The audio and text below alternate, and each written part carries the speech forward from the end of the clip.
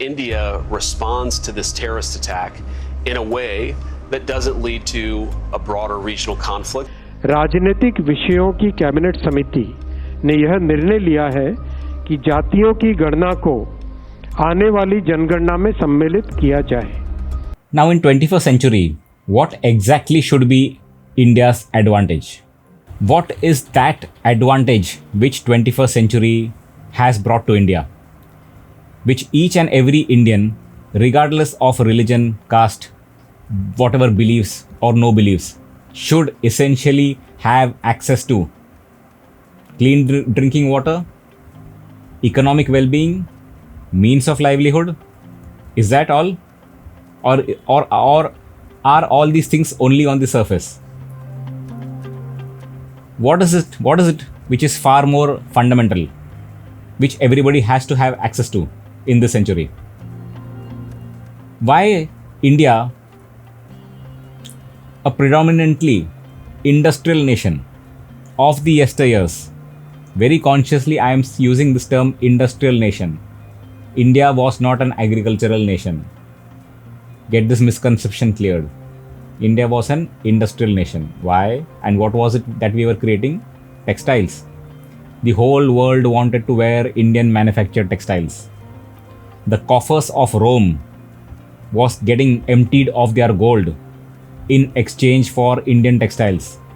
The Roman woman, the empresses, only thing which they wanted was Indian textiles. The famous muslin cloth, how can we forget? Its receptivity all across the world. Without any military conquests, India was the superpower, right? Until 1818, I would say. Economically. Everybody wanted Indian products. It's only when the British colonized India and they saw Indian manufacturing as a competition to their yarns, their textile yarns in Manchester. That is when they wanted to break the bone of Indian industry, because here most of it was hand woven, and there with the advent of the machines, mass production was happening. That is when the poor Indians, the newly poor Indians, were forced into agriculture. And what were they actually producing? Just enough to feed their own children.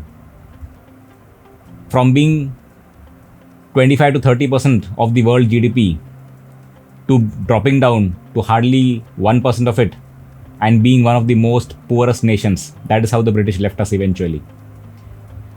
But before the oncoming of the colonizers, how was India handling its affairs?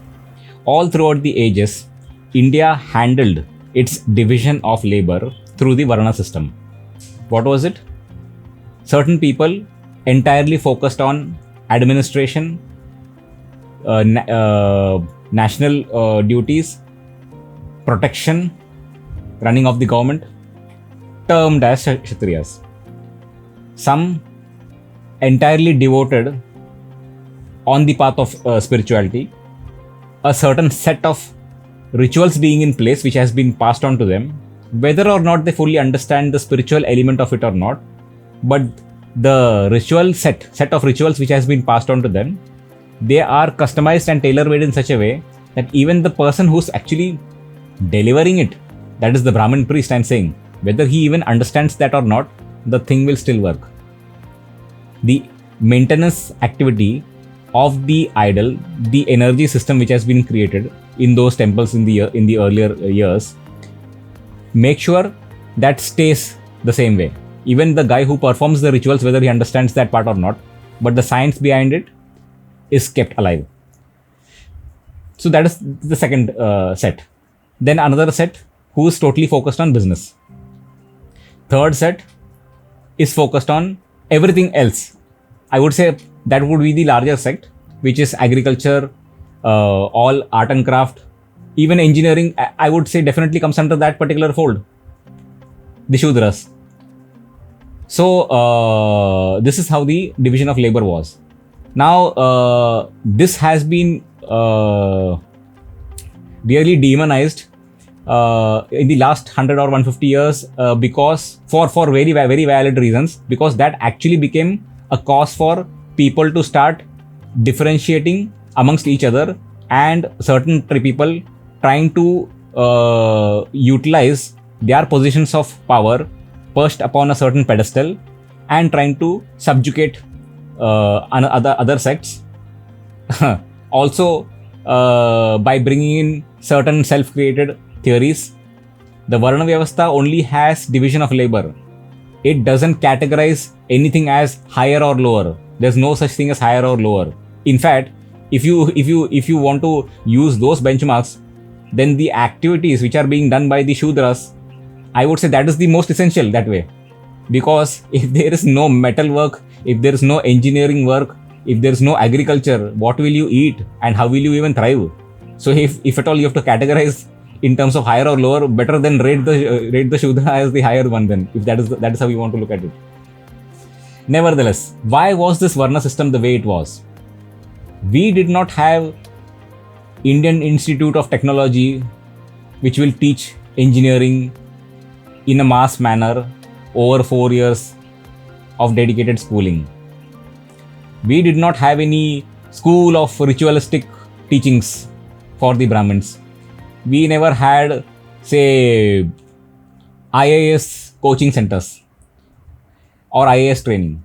The only way the knowledge was being passed on from one generation to other was through the family system. So your father has learned it from your grandfather, he from his father, he from his grandfather. That is how it has been passed on. And if you really look at it, maybe the teacher could be a bit corrupt in today's terms. He might be working for a salary and not really interested in your well-being, but your father will definitely be interested in your well-being. He will definitely teach you each and everything what he has learned from his lineage. So that was an established method of passing on knowledge. That is the only reason why this Varna Vyavastha system existed. That's all. There is no other logic to it. So the advantage what 21st century brings into you as an Indian is that now everything is opened up. Anybody can learn anything. You can develop yourself the way you feel like. A Shudra can be an expert on ritualistic affairs. He can get himself trained for that. He can actually be the head priest in a particular temple for that sake. Brahmin is fighting a war. He is on the front. There are enough of so-called Brahmins in the Indian army. There are enough of business family members who are doing other activities. It is all over the place. Everybody is having that choice. Everybody can exercise their choice because there are adequate avenues for you to do so. This is what the advantage of the 21st century brings in. So knowledge is all available on a platter. Depends on what is the intent that the individual has and how much of intensity is he able to bring forth to gather that knowledge. Let me just summarize it once for all. Division of labor, what you choose, what you do, be it today or whether it was in the earlier years. It all depended on your karma, what dharma you choose for yourself, and it was never based on your janma. What are you born into? Because there have been enough exceptions even in the yesteryears. We know the story of Vishwamitra. We know Parshuram, born in a Brahmin family but lived as a Kshatriya. Vishwamitra, born in a Kshatriya family but lived as a Brahmin. All these things were happening. Now, in this situation in which India is in, whom do we bank upon as far as the global arena is concerned? My heart actually goes out for those people who manage international diplomacy the way they have been managing. It is the most toughest thing on the planet is what I would say, because you are dealing with diverse type of people across oceans, living across oceans, brought up in such diverse means, and you need to bring them to the discussion table. You need to negotiate with them, and you need to bring about a solution which is more or less win-win. Diplomacy is the thing on the planet, and people like S. Jaishankar in today's terms. And I would like to pick up an example from the yesteryears, 300 BC, Chanakya. From there till today, the way the dealings have happened, these are all living examples for us. So, what is the result of it? Just, I won't delve too much onto what Chanakya had brought in. There is enough of material available. Please do refer it. I can talk about it in some other video. Let us talk about current times. US today, especially with Trump being at the helm of it, has all its soft corner towards India. They know that India is its trusted ally. They know that Pakistan is very much leaning towards China. They know that if they have one adversary on the planet today, that is China for them. And anybody who sides up with China is automatically their adversary. So that way, by that logic, Pakistan is a natural adversary to US today. But all these years, they have been their natural ally. They have been buying all these arms and ammunitions. Now, what is United States? It is a conglomerate. It is a capitalist business conglomerate. I'm not trying to demean the US by any means by saying so. They have had economic well-being by the methodology which they have been conducting themselves with. They are almost a $21 trillion economy today. However, having said that, the military-industrial complex is huge in United States. While they would give aid to countries like Pakistan from the money which is gathered through the taxpayers' tax collection, that is being channelized as aid to Pakistan, and Pakistan instead buys arms and ammunitions from the military-industrial complex led by the Lockheed Martin or all these other private arms manufacturers. So the tax money of the common US person essentially gets routed as aid through Pakistan and ends up in the kitty of the arms manufacturers. Now, maybe in any other country, there would have been a huge uprising against this method if the government is being utilizing. But because everybody in US is above a certain level of economic well-being, there is no such uprising happening in the US. There is no such revolt happening. But Trump has definitely mentioned that he needs to put an end to this aid business for all these developing nations, especially Pakistan. But will he be really able to do so? Because he has also come to power with the support and the funding from the large industrial complex, the large military industrial complex also being part of it. Will US be willing to compromise its military interests for its current ally India? Will it be able to actually do so? If India settles this once for all with Pakistan, will either India or Pakistan need that many arms and ammunitions over the next coming decades? Won't their budgets get compromised of India and Pakistan if the dispute gets settled? Then we will have to reduce our budgets. We don't need to pump in that much of money into building up defense assets. That's a clear danger and matter of concern for the US and for all other arms manufacturing countries. So that is going to be something which is going to be a bit tricky, but that is where diplomacy by the day, I would use this term, diplomacy by the day. Don't try to think that diplomacy works like you make a plan for the next decade. This is our plan for the next decade. You can't even really plan for next decade or forget next 5 years or not even a year. Day by day, you have to keep monitoring, you have to keep sensing which way the tide is moving. I'm sure that our Indian agencies are really good at it. They will do a great job in doing that. If in 1971, when the US was openly against India with their 7th fleet being positioned in the Bay of Bengal, in spite of that, India being a much more poorer nation that time, with a 2 or 3% GDP growth rate, a socialist economy being run, during that time, if India could handle 3 fronts at a time and finish the war within 14 days, today India can definitely do much better. India can definitely hold US against its allegiance, its statements which they have made against international terror, this is their time to prove. And regarding the economic aspect of it, that can be discussed. That India will have to come to some settlement separately. India can, of course, increase their imports from the United States for other manufactured material as well.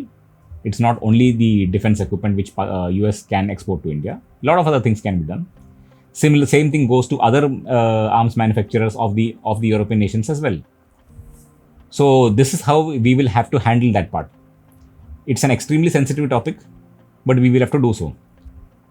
So now coming back to the ordinary Indian, how do we look at these things? How are we going to prepare ourselves for this oncoming situation? Continuously equip yourself. As I mentioned, the 21st century advantage for India is you have access to empowering yourself on every possible aspect. Please try to work upon your own physique. Empower yourself. Consider that you are one of those Pahalgam victims. You are standing there. The terrorists thought that it is a cakewalk to get over you, to neutralize you, to just kill you point blank shooting on your head. What if he could be in for a surprise? What if you were a martial arts trained person? What if you were not the only martial arts trained person? You were, maybe around 10 of you were there together. There were three terrorists. And if you are, say, 10 or 15 of you who are well trained, and the terrorist is never anticipating that he is going to be countered, his lack of anticipation will go against him, and you could have done something in self-defense. Something. Not each time waiting and wailing for the defense forces to come in and then rescue you. Now this is terrorist activity.